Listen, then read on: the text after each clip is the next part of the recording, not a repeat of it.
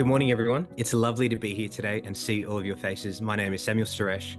I'm part of the WSU Student Partner team, and the workshop we are running today has been co-created by the ETP project in partnership with the WSU Student Partner team. A lot of brains have gone into making these workshops work and the ideas that have come together, and all those names are on the screen.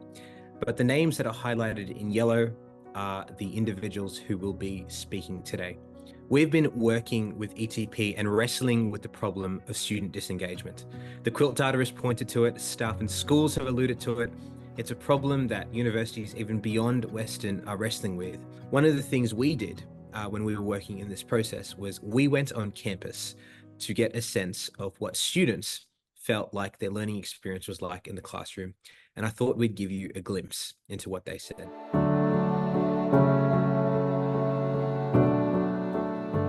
Interesting. Boring. Diverse. Varies. Interesting. Struggle. Opinionated. It's been good. I'm not gonna lie, it's been good. Well, I sort of got, lucky because I got pretty good tutors that would know, how to teach properly. The feedback you get on your workbooks and assignments isn't in-depth enough. Really amazing, strong personalities coming together to curate really critical work, and I really enjoy that. Occasionally there were times when I did get tutors that didn't teach and just read off the PowerPoint. It's just a teacher reading off a slide, or students just being separated into group work and learning off each other. So you're kind of a bit clueless, and then when you ask on the discussion board, no one answers, or it's students answering who also have no idea what is going on. They don't interact with the students too much in that class. They kind of just have a criteria they need to meet. It's not the most interactive or engaging. It's because there's people who are there who have a genuine interest in it, and then others who are there to just sort of get it done and get it out of the way. I accept the fact that I'm doing what I love. I don't feel loved when I'm doing it in the university.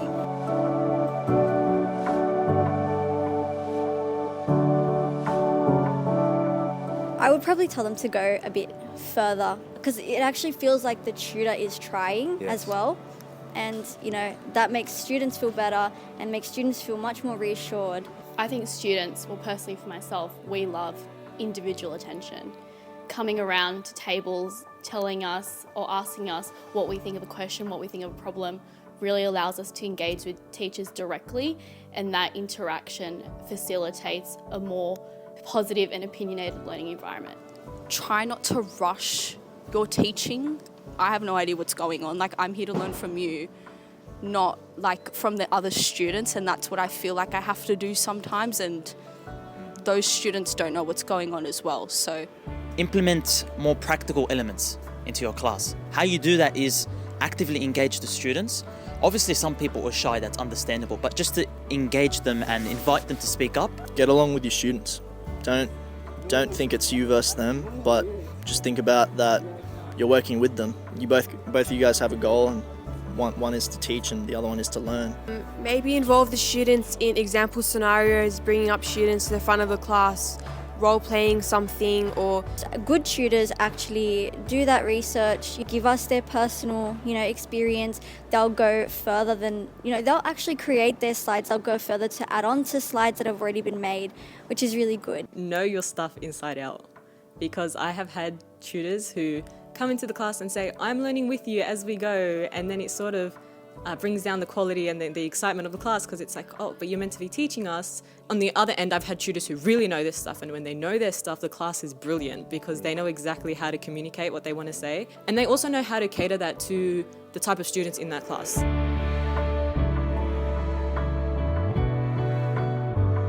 Well, I think number one, this is a given, contribute. Staff always ask questions and then students just look back. And then you get the two students that always contribute and you rely on them. Just show up, just do your hardest, just push through. But I feel like a lot of students lack that commitment to university. Speak up about it. I've done it with a couple tutors in particular, and have told them can you just go a little bit slower? I think I need to change my approach to listen to what he or she is saying as a tutor or a staff member. Appreciate the efforts they are making. To collaborate effectively. So you're in a room of other people, you need to, like I said, speak up. and this is not a chance to be quiet. You need to engage with your team members and when you're doing real world projects, because why we're here for. Yeah, I guess just be engaged and listen and show like at least a shred of respect for your tutor or lecturer or whatever. Maybe asking more questions when I don't understand anything. So maybe actually taking advantage of the fact that we can always approach our teachers if we don't understand something, and not being afraid to ask for help or further clarification. Capitalising on the resources that teachers give us. Teachers are not going to know what's happening in our everyday life, but it's our responsibility to make that connect between our real life examples, our situations, and the content that we're learning in class. Remember the reason why you're there. You're not just there to tick it off during your day. Like, you're the one that's made the choice to get an education. Make the most of it, because you don't get this opportunity all the time.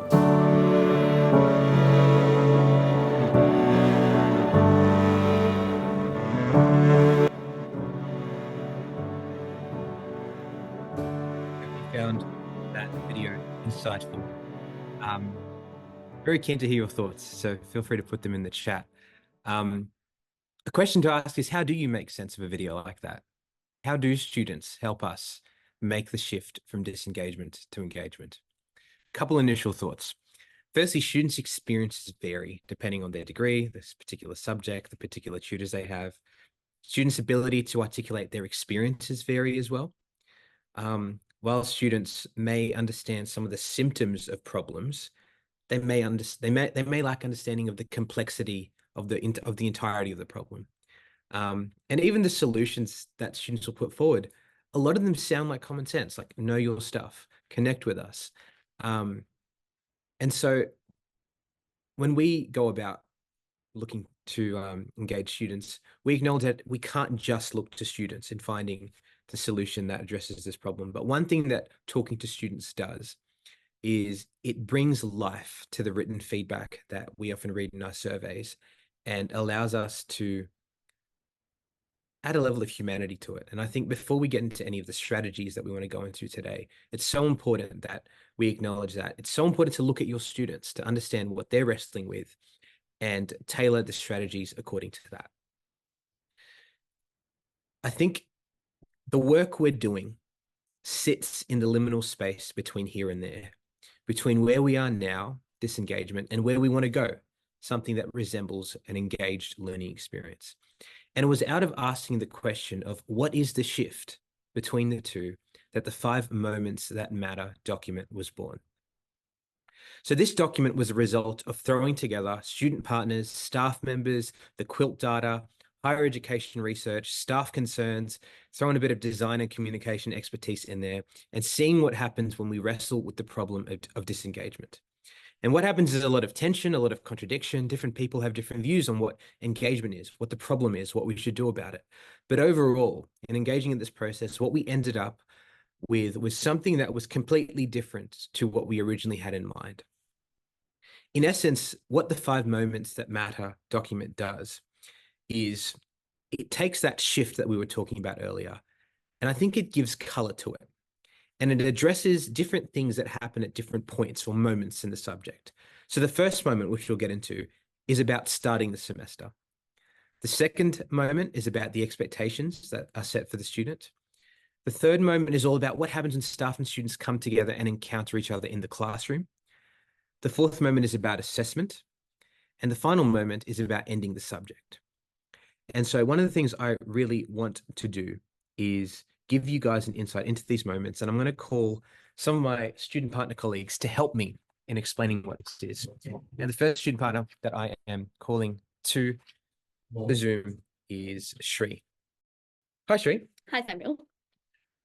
Starting a subject. Can you describe to the audience here today what it's like starting the semester in a subject in your degree? Yeah, sure. Hi, everyone. I'm Shri. I'm a 5th year Bachelor of Law, Bachelor of Business student.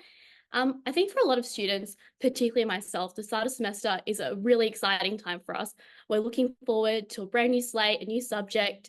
But when we do show up, what often happens is we get a rundown of assessments straight away, the subject requirements, and normally the first tutorial is just about the learning guide. Whilst I do understand that this is important, sometimes focusing on the contractual elements of learning really dulls the excitement that I do have at the start of semester. Mm-hmm. Well, interesting, yeah. So instead of starting with a contract and all the things the students need to do to get grades, What is the alternative? What is a better way to start the subject? Yeah, look, I remember a unit I took recently. The unit was mediation for reference, and this tutor did two really amazing things that stood out to me. I remember she came around to each of our tables asking us what our work as law students was and if we had any real life experience with the subject. She saw us as colleagues with something to add, and that really connected us with the subject straight away. And the second thing was that she shared her own experiences, which were eye-opening, they were thought-provoking, gave us a bit of a shock. And this personalized the approach with starting with inspiration, helped us see the practical sides of the content, and it connected us with her and the content straight away. Thanks so much, Sri. I think what you've emphasized in moment one is there is more to starting a subject than just nailing the content. It's about connecting with your students and seeing the start of semester as an opportunity to articulate why and inspire them. In the 5 Moments document, we have some practical strategies that you can check out that could help you do this better.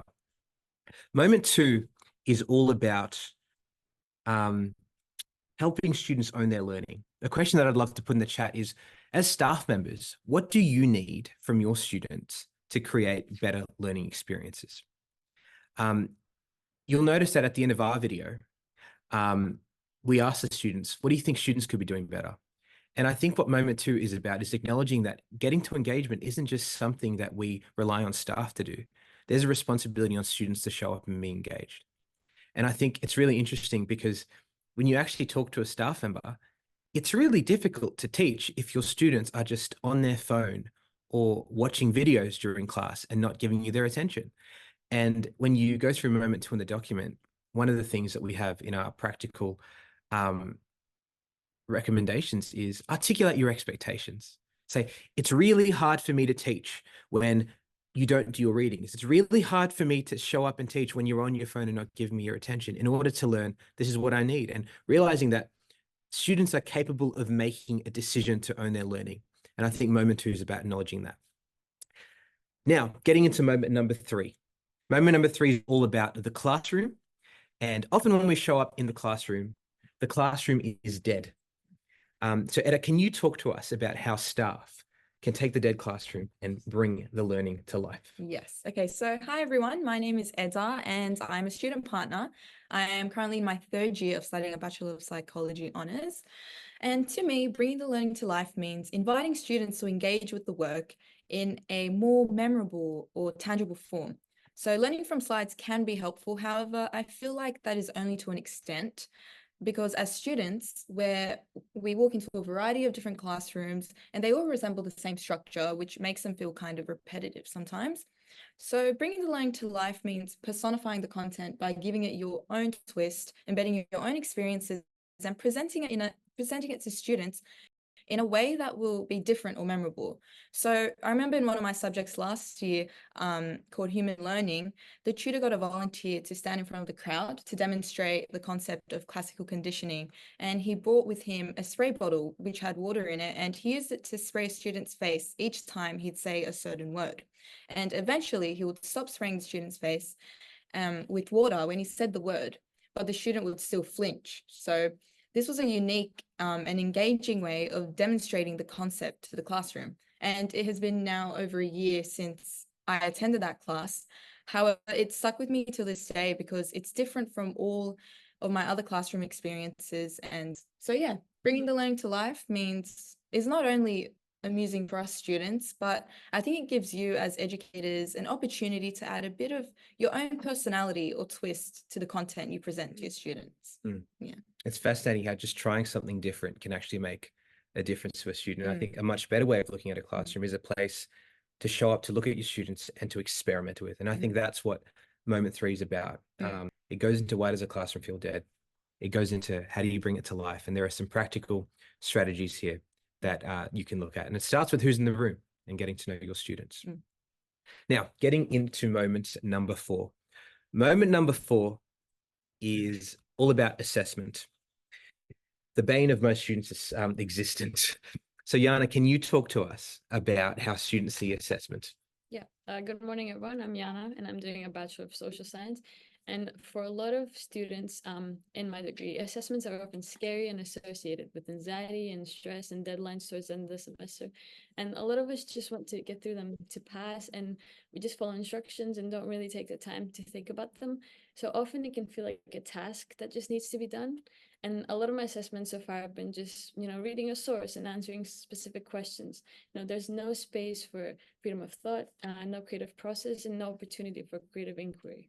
Well, that sounds like a pretty poor vision of assessments to put in front of students. How should staff talk about assessment? Can you talk us through what's made good assessments for you? Yeah. So when I look at the best assessments I've had in my degree so far, they all have three things in common. So firstly, the teacher explains the why of the assessment. What's the point and what are some useful skills I can gain from this assessment and how they fit into my degree. Secondly, they're interconnected and linked. And thirdly, they have room for my creativity. So an example I can provide from my own degree is a research subject I was enrolled in. And for all of my assessments, we were encouraged to take them in the direction we were interested in exploring, and we weren't punished for it. And all the assessments added on to each other, encouraging us to make these connections ourselves between different concepts of the unit. So the aim is, I would say, to transform the assessments from them being viewed as a task to being something meaningful and connected to the whole. Thanks so much, Yana. I think Moment 4 addresses assessment, and from our discussions, assessment drives learning. Assessments get students to show up to class. Assessments get students to go into the view site and do their readings and engage with materials. And putting forward a vision of assessment that is more than just a task and something that is meaningful, where the student sees the why behind it, is a very powerful thing. And we have some conversation starters in our 5 moments document that you can look at. The final moment, it's all about ending. I think often subjects end and fizzle out. And moment 5 is all about acknowledging that the end is an opportunity to reflect, to think about, how does this particular subject, let's say it's a biochemistry subject in the School of Science, how does that connect to the rest of my degree? How did the 3 assessments I did in this subject connect to each other? It's a chance to connect the dots, reflect, integrate learning together, and just creating a space for that. And potentially connecting it to how the stuff that you have learned could add value to what you want to do with your future as a student. And so in moment number 5, we have some reflection questions that, if you wanted to, you could run with students. Then again, you can always come up with your own, but the point here is to create a space for reflection. I hope you realize when you look at these 5 moments that matter, this is really a question about asking ourselves what's really important in learning. And I think when you look at these moments, in each one of those moments is a shift. And with inspiration, we have a shift from starting with a contract to starting with inspiration. In moment number 2, we are making a shift from, just treating students as things that education is done to realizing they're capable of making a decision to learn, and acknowledging that you can ask for what you want and then have a dialogue and negotiate with them. Moment number 3 is about not just looking at your classroom that is dead and leaving it as it is, but treating it as a place that you can experiment with and trying out strategies that could bring it to life. Moment 4, as Yana said, is about taking assessment from just a task that needs to be done and making it something meaningful that students see the why behind. And moment 5 is about ending with reflection. And I hope in these moments there's enough inspiration in there that gets your minds thinking. Once again, if you want to read more about these, link is in the chat with the full document.